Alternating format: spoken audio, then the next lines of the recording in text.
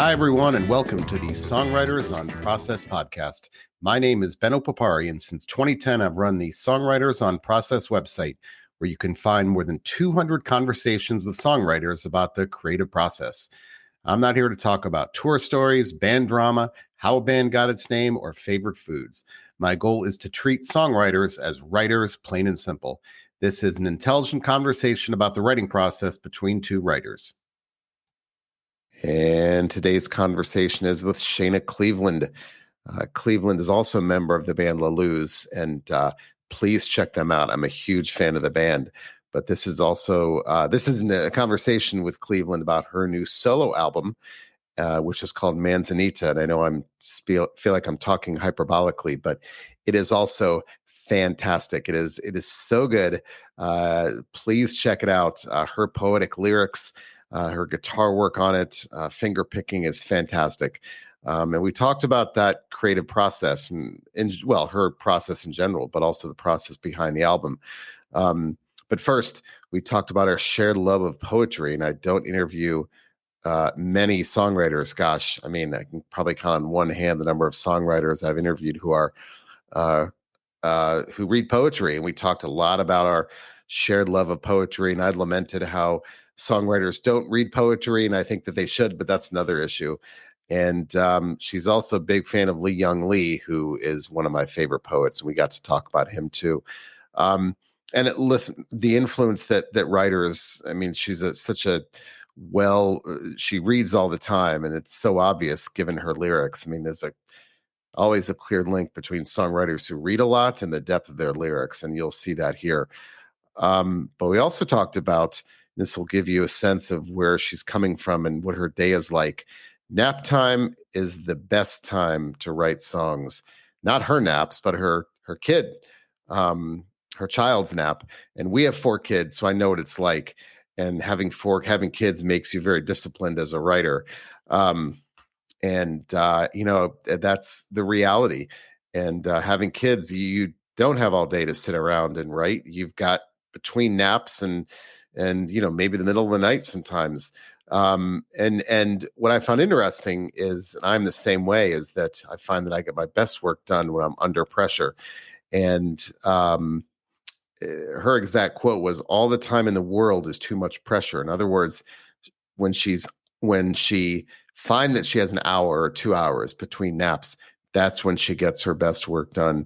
And she said she can write just as many songs in a shorter period. And she realized that about herself. But, if you have all that time in the world, that's too much pressure. But if you've got to get it done, it's amazing what you can get done. And, I don't interview many women who are also working mothers.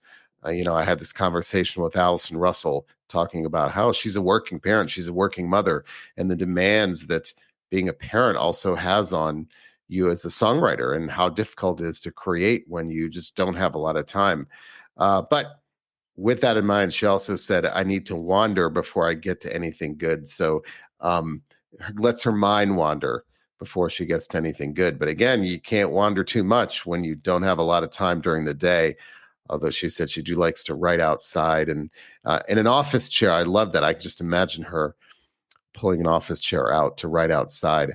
But great conversation. I mean, I'd love when I get to talk literature and writers with songwriters. And again, Manzanita is the new solo album by Shana Cleveland, and it is fantastic. So be sure to listen to it when you get a chance. And with that, here is my interview with Shana Cleveland. My first question is someone who, you create all the time, and, visual art, music, writing. Do you think it's important in some fashion to create every day? I heard this interview with Bruce Springsteen with Howard Stern a couple of months ago, and Howard Stern asked him, "Do you write every day?" And Springsteen said, "No, because sometimes I have nothing to say." And I thought that was really surprising. Someone like him would say that. So where do you fall? I guess, is it important to create in some fashion every day, even if you're not feeling it? I don't write every day. I've read interviews with people who say they write every day, and I have so much admiration for that. And I always think, yeah, I got to start doing that. But I don't do it. I don't know. I think I really like to get some space. I don't like to feel like I'm forcing myself. I really like when I sit down to feel like I want to be there. So yeah, I don't. I've one thing that I would like to say I do is play guitar every day. I feel like I could do that without feeling like I was kind of forcing it. And I don't really do that either.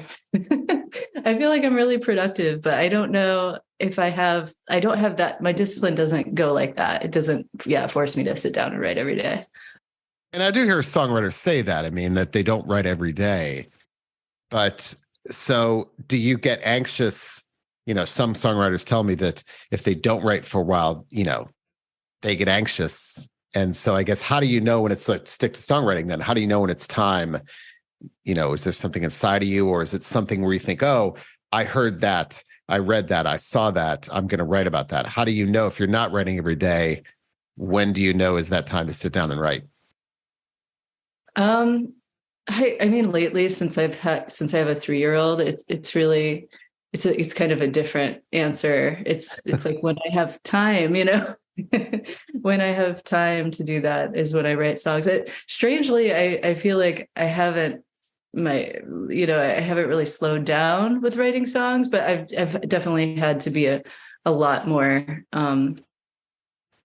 intentional about when I do it. I can't, it just used to be so casual. I could sit down anytime and play guitar. And now it's like, all right, maybe I'll have an hour in the middle of the day during nap time, you know? So it's just kind of when, I can't say that I'm just totally following the muse or whatever, because it is really dictated by a pretty strict toddler schedule at this point in my life. And yeah, I mean, as someone with kids too, I find that having kids made and has made me much more disciplined. Because when you don't have kids and you think, oh, I've got, a lot of free time. And then, as you said, it's like, you're not joking when you say nap time is the time to write songs, because that you only have an hour, right? Yeah. Yeah. And yeah, it has been really surprising to me that, I can still write just as many songs in a much shorter window of time. I feel like I heard an interview once with Doug from Built to Spill, where he said that something like his favorite songwriters were people who had day jobs. And I thought that is kind of similar. It's like, yeah, if you have all the time in the world, maybe that's too much pressure. And I will create, so I know that about myself, where I will create false deadlines. So as part of my process, so false deadline isn't, write for an hour, start the stopwatch. How much can if I have nothing to do after that hour, it's not really a deadline. But what I'll do is I'll say, like, if I have a meeting, like at 11, I won't start writing until 10. Now, when I'm writing has nothing to do with that meeting. That would be, career suicide, but it's still a hard stop. And I know I learned that about myself because I go to New York often for work, and it's like a 2-hour and 45-minute train ride. And I will get more done on that train than if I sat here for 2 hours and 45 minutes, because I know I have to stop, put my laptop away. And in a way, it's kind of oddly comforting to know that it'll get done, because it has to. I have no choice, right? And that's kind of what we're talking about, I think, is it's amazing what you can get done if I just say, okay, you have an hour, go. Mm-hmm. Yeah, I think that's why I like to write I really like to write with like a collection in mind. I like with an album in mind. And most of the albums that I've written have been in this really, specific brick of time, and then once I get in that zone where I'm like, okay, I'm writing this album. This is what I'm doing, this is what I'm doing. And this month or whatever, but I don't always give myself a deadline. But just the idea of that I am working on this collection feels like enough structure. It just needs some sort of structure, I guess. It feels too overwhelming to just say, yeah, I'll write, and then we'll see what happens. We'll see what songs fit together with what, So yeah, I think that's sort of, in lieu of a deadline, I sort of give myself that, okay, right now I'm working on this album. And that seems to be enough motivation for me to really concentrate on that task. You mentioned poetry. I'm thinking about that day job thing. I think, speaking of poets, I think like William Carlos Williams, he was a physician, I think. And Wallace Stevens, I think, was an insurance executive. I think if I have that correct. So I'd have to go back and think about like how that affected like what their process was, because they had day jobs, obviously. Yeah, I love Carlos Williams. So not to put you on the spot, but Yeah. what do you like about his writing, or maybe some of your favorite poets? I'm gonna have to go back because I'm just like, what? Well, I know that I remember him being one of my favorites when I was Yeah. in school, but it's been so long since I read him. I remember reading a lot of. I was really into prose poetry when I was in school, just like, and just kind of the oddball prose poets like James Tate, Russell Edson, Yeah. Charles Simic, to some extent. Yeah, just these sort of like dream landscapes. I loved those. I've always been inspired by dreams, and I felt I was so excited to see these writers that were writing these just like these little chunks of fantasy. Yeah, those are my favorites that I can remember. And now I'm mostly reading nature poetry for the first time in my life. I'm just really into like Gary Snyder.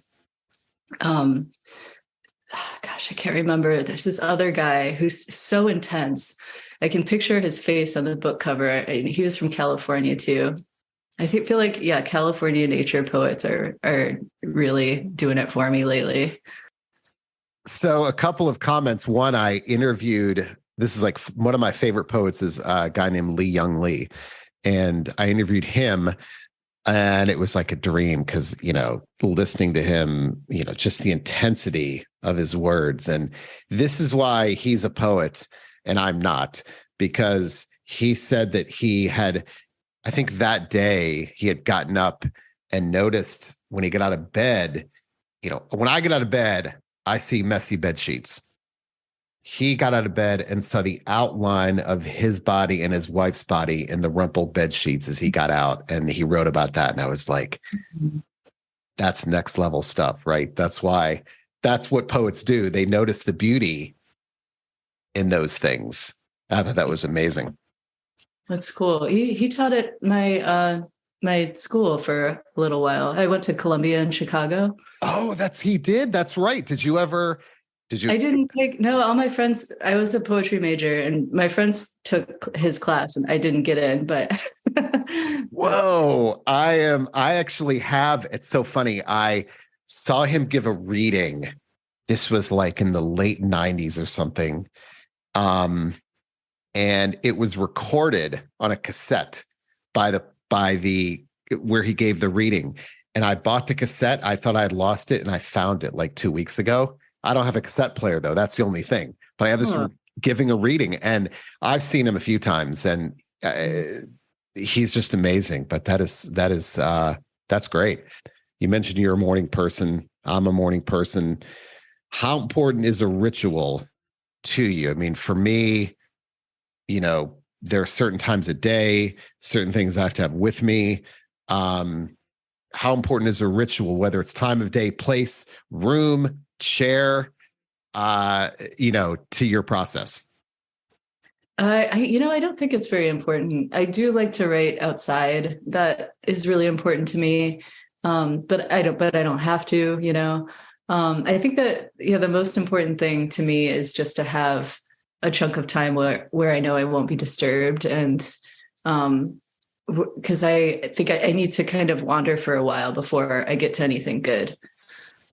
But yeah, as far as where I write, what time, I would love it if I could just write in the morning every day, but I can't do that with my son. So yeah, so yeah, for me, it's just knowing that I have this chunk of time, Can you write for long stretches? I mean, literally, like I'm good for about maybe 50 minutes or an hour before I just have to get up and walk around. But, can you write for long stretches? Probably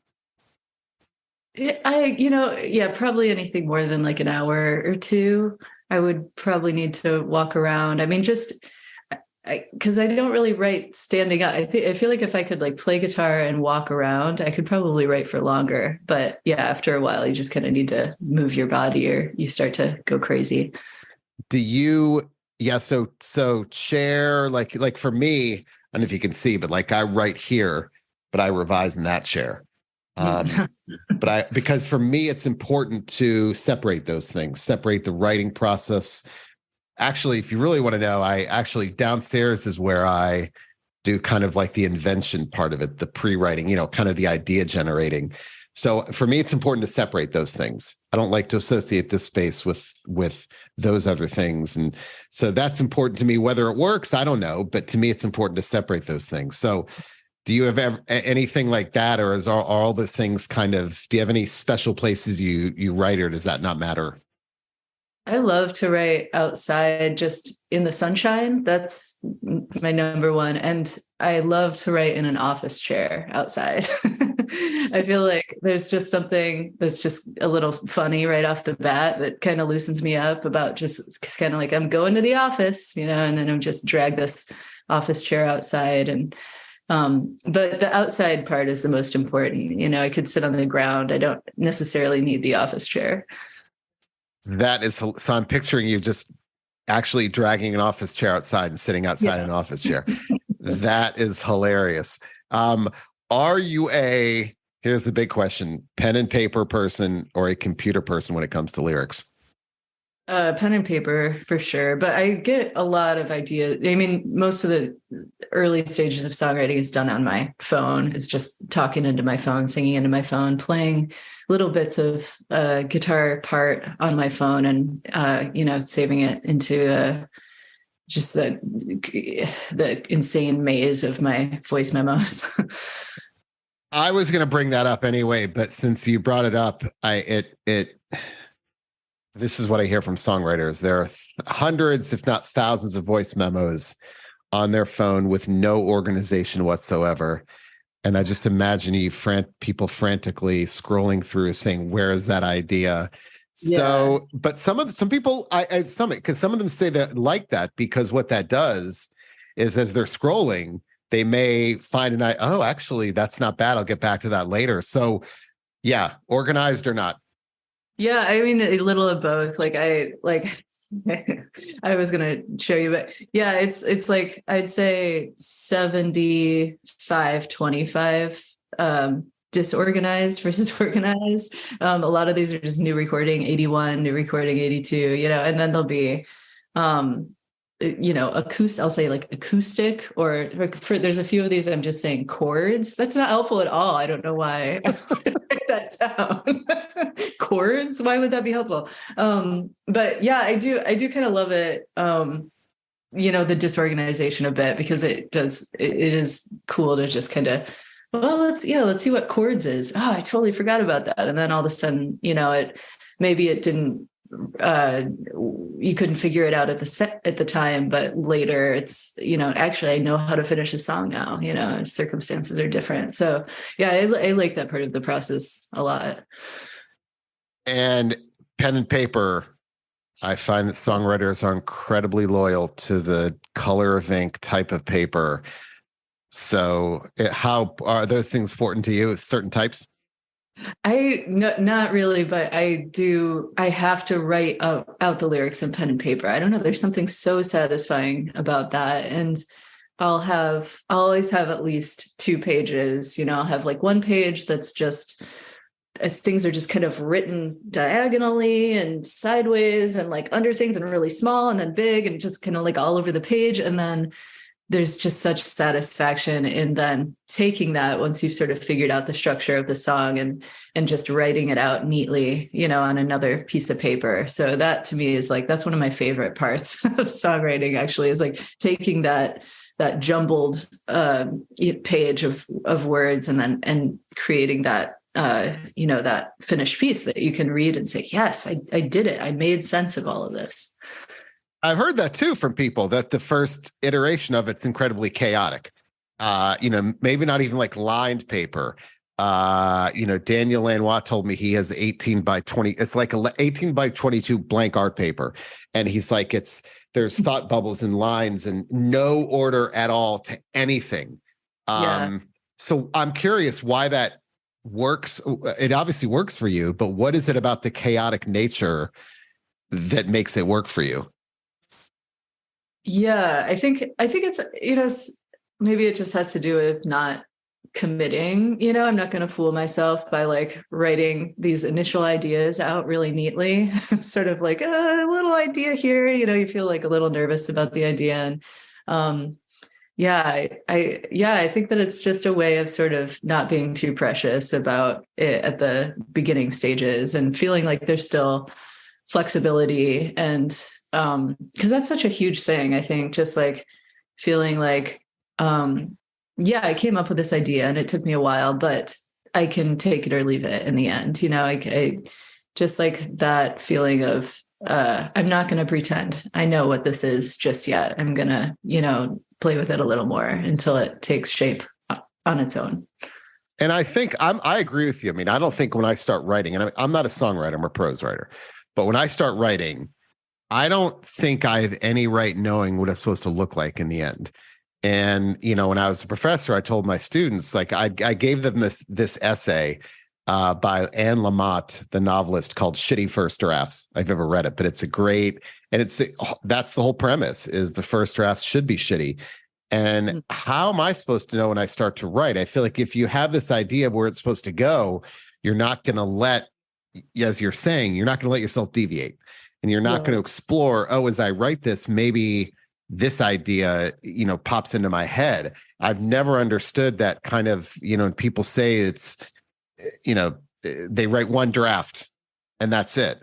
And my first drafts are atrocious too. I mean, when I write, if I'm in the middle of a paragraph and another idea comes to me, if I feel like I'm good with that paragraph, I'll stop it cold and go to another paragraph. And I don't care about the order, but I just get everything out there. I think we kind of sounds like we're talking about the same thing. You're just talking about songs in that sense, right? Yeah. Yeah. Have you played the game Bananagrams? No, what is that? It's just like a little game that comes in a little banana bag, but it's kind of like Scrabble. But I almost feel like it's sort of a good tool for training your mind to not be too precious about your first ideas, because you just have to kind of change around the words. You come up with these words, you have to use all the tiles, and then you keep getting new tiles, so you have to change the words if you're going to fit all the new tiles into the old words. And if you feel like, I got this 11 letter word, like I can't disrupt this word, like you're definitely going to lose the game, regardless of how impressive it was. And yeah, I don't know, it's not like a game I play all the time or anything, but it has struck me when I've played it that, this is actually a pretty good creative tool. Now, I do find that a lot of songwriters tell me they get ideas when they're doing mundane activities, washing dishes. God, the answers are crazy, like vacuuming, cleaning, gardening, something about the mundane activity that just requires no thought at all, that lets you, like Lauren Mayberry from Churches told me, chopping vegetables, I think is what she said. Like she gets, and Agatha Christie, the writer, said, I think she said, the best time to plan a book is when you're doing the dishes. And so I'm curious, do you get ideas? Have you ever gotten ideas when you're doing some kind of mundane activity that lets that subconscious bubble up to the front? Yeah, I feel like I think that that's why I like to write outside. I think that I just sort of, it's not as mundane as cleaning, but I think that playing guitar without really having a destination in mind, to me, feels just like I can get to that point, just kind of like, okay, I'm not gonna plan to write a song, I'm just kind of gonna sit here and not really concentrate on anything in particular. I think that that's usually how I come up with songs. So yeah, so the other thing is, how about that moment right before sleep? There's a study that was done, and the study references Salvador Dali, and he would do this. It was in like Smithsonian Magazine a couple of years ago, and there's a term for the period right before you go to sleep. It's not sleep, it's not awake, it's that hazy state. There's a term for it. But what he would do is he would sit in an uncomfortable chair holding a skeleton key with his arm out extended out from, there's actually a picture of him like this. It's hilarious. And he'd have his arm out extended with a skeleton key and a saucer underneath. And when he would drift off, he would drop the key, it would make a noise, and then that's when he would paint. Because that in that hazy state is when we get those ideas. I'm curious, does that ever happen to you at all in those kind of hazy moments right before sleep? Yeah, I think, I mean, I think even more often the moment, right when you wake up, when you're not really fully conscious yet. I can't help but wonder if that was real or if he was just making that up, though. I mean, it seems like so much like something Salvador Dali would do. It's like, I have a skeleton key, and then I drop it, and then I paint. It's like it's such a funny image. But he seems like such a freak. Maybe he really did do that. How about the role of movement, walking, anything like that? I find that I run, and I find that running is a very fruitful time for ideas for me. So do you get ideas? I'm not talking about not driving and planes and stuff like that, but just, Yeah. walking, running, biking, things like that. Yeah, walking definitely. I always hate to take my phone when I go for a walk, but the reason I take it is just, if I come up with an idea, I want to be able to get it down. So yeah, I feel like I've definitely come up with a lot of ideas while walking. And then when you revise, you a heavy reviser to your lyrics? I try not to be. I feel I like if I'm laboring too long over lyrics, I usually have to catch myself and force myself to put them away. Nothing good ever really comes from working too hard on lyrics for me. So yeah, I mean, I do feel like the best songs that I've written are the ones that have come to me immediately, and have required very little revision. So there's a point. It sounds like there's a point where you go, okay, like I think I'm overthinking this. I have to kind of set this aside, and it's good to go. Yeah, it starts to just feel like it gets less true if I, the longer that I revise something sometimes, and sometimes that's just leaving something and coming back to it later and having a fresh perspective and not having the weight of, oh, I've already been trying to figure out this song for a couple hours over my head. I recognized this about myself recently, that if I finish something in the morning, I come back to it later that night, that same day, I'm not as willing to get rid of things. There's something about it that's too precious, and it's really hard for me to cut stuff, especially if I know that I have to. But if I finish something at night and I wake up the next morning, there's something about, we talked about sleep, but there's something about that. I'm able to cut stuff, maybe because I don't recognize it as, I don't know what it is, but it's amazing what one night of sleep will do. Whether, I don't know, I have no idea why, but when I get up that next morning, I can cut 200 words, no problem, but I could never have done it the night before. I don't know what it is, but again, I think I know that about myself. And so I will, deliberately not revise that same day. I'll wake up the next day and it's no problem cutting stuff. Yeah, that makes a lot of sense. I feel like I get my best ideas in the morning. I always feel like I just have this clarity. If there's a problem that I've been trying to figure out the answer to, whether it's a song or anything, just an idea like, oh, what do I want to do for this record release party? What's, just any kind of question that I'm sort of curious about. I feel like the answer will always come to me in the morning before everything else starts coming in. Yeah. And don't you think it's important? I think it's important to know that about yourself. I mean, yeah. If you know you're like that, why not take advantage of it and not force the issue, right? Yeah, I wish I could. I long for the days when Ozzy goes to school. Right. Right. because my partner sleeps in and I wake up with him. And so that time is spent in the dark, because I'm not going to turn on the lights while Will is sleeping. And I'm like, okay, he's going to be up soon. I can't really take advantage of that time, but I'll often just lie there in the dark and sort of type things into my phone. But yeah, in a perfect world, I would wake up and I would just, get to it. I think that would be my most productive. Yeah. When you're in a rut then, and you find yourself in a rut, are there techniques that you use to kind of shake yourself from that? Or do you just walk away and come back? Or what, do you have any, I don't want to call it writer's block because that seems like it's too daunting, but when you're in a rut, are there any things that you do? I try to kind of, speaking of Dali, I guess like look to the surrealists for inspiration with that. Just like the automatic writing kind of techniques and games. And I'll open up a book of poetry and I'll just kind of point to a word and I'll say, okay, what if I put this word in here? Just try to kind of shake things up with little tricks like that to break, myself a little free of the critical mind. That's interesting. So other types of art, go to other types of art. Yeah, for sure. I mean, it's sometimes song lyrics, but yeah, usually poetry. Yeah, usually poetry.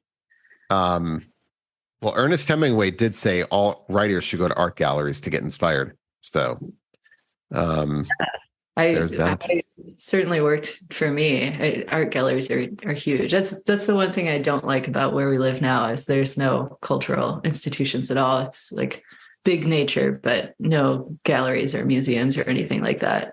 Yeah, I find those places really inspiring too. So galleries are inspiring you for songwriting. I guess so. I feel like it's not direct, Yeah. but I feel I just leave those places inspired, and I know that translates into a variety of different, vehicles. But Yeah. yeah. Well, I love the new album, by the way. It's fantastic. Really love it. What was the easiest song to write? Does one, I'm going to ask you, it's a two-parter, the easiest and the hardest. And by the hardest, I mean, maybe one that you kind of wanted to give up on, but glad you followed through it. So maybe we'll start with, is there a song that comes to mind? Yeah. Either of those extremes. Yeah, I think the song Mayonnaise I wrote, it was a melody that I heard in a dream. So I didn't feel like I had to write it at all. I think I woke up and I just kind of sung this melody. And then I felt like it should be on piano and I don't know how to play piano. So I had to have my partner Will play it. And I was just kind of singing this dream melody to him. And so that one, and then I wrote the lyrics, but I think those came pretty easily too. It's just felt like a song that just fell out of my brain. The hardest song to write. I'm going to look at the track list here. Gosh, I don't know. I feel like, in a weird way, I don't feel like any of these songs were particularly hard to write. I think they all felt really intuitive to me. And I think that, it's part of it is like I wrote a lot of these songs while I was pregnant and the other half of the songs I wrote when I was in just sort of a similar strange headspace. I think that all the pregnancy hormones and just the psychedelic nature of that time really made it feel really easy to create. I felt like I just didn't know what was going on. I felt like I wasn't I couldn't say like, oh yeah, this is what's happening with me, with my body, with my mind right now. It was just kind of all up in the air. And I think that was a really great state to write songs in. So I imagine that you didn't do, I mean, if it was relatively easy, then you probably did do a lot of revising, right? I didn't do a lot of revising. No, I little things, I think, but a lot of these songs just sort of tumbled out and I didn't worry much about what they meant at the time. I think that I would go in and make small revisions based on where it already felt like the song was going, and just kind of let that be the guide. Um, yeah, it was nice. I think that's always what I sort of strive for in songwriting. And it did feel a bit easier just being in this kind of, strange and, strange mindset. There's this thing called pregnancy brain that they talk about in the pregnancy books, where it's like, it's not a positive thing. It's like oh, you forgot your keys again kind of thing. But for me, it was sort of a positive thing, because I feel like it was that sort of airheadedness in a way. It was a way of like letting go of control, that felt really nice during the creative process. So that's so interesting. So are there times of day when that it would be stronger? When that pregnancy brain would emerge stronger than others? I don't think so. My pregnancy was not as predictable, as that. Like, I think a lot of people get like, oh, morning sickness, or I don't even know if that's really necessarily in the morning. I didn't get that. I never knew what was going on. I just felt weird all the time. Wow. That's I can imagine that's a great time to write songs. I mean, you feel right. I mean, it sounds like I can imagine it being very fruitful.